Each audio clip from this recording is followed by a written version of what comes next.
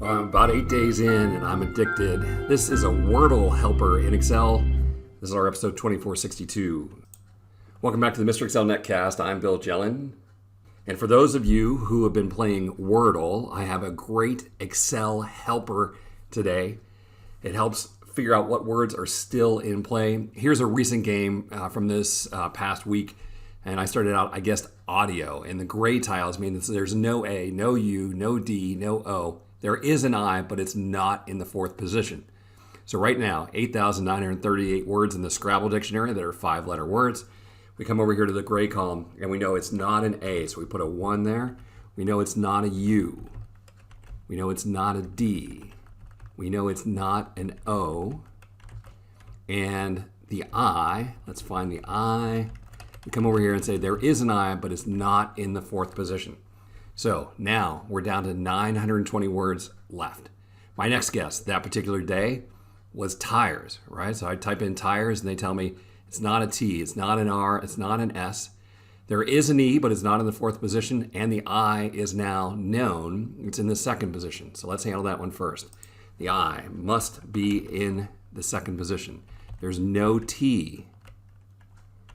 There's no R. There's no S.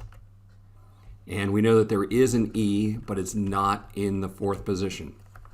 This is good. Now we're down to 23 words. But think about it. They're not going to use words that no one's ever heard of. At least it wouldn't be popular if they did. So it's probably not yints, right? And you can, look through these, figure out which ones are common words. On that particular day, I guessed niece, right? And they tell me that niece, N, is in there, but not in the first position. We still know that I is in the second position. We now know that C is in the fourth position. We know that E is in the fifth position. All right, now, hey, don't get tripped up here by this second E, right? When you get a gray E here, all that's telling you is that there's not an E in the third position.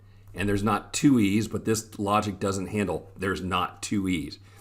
So since we already know that E is here in 5, it's not necessary to put it that it's not in 3, although you could do that, right? And now we're down to mince, wince, and yince, right? I've never heard of yince, so it's down to mince or wince.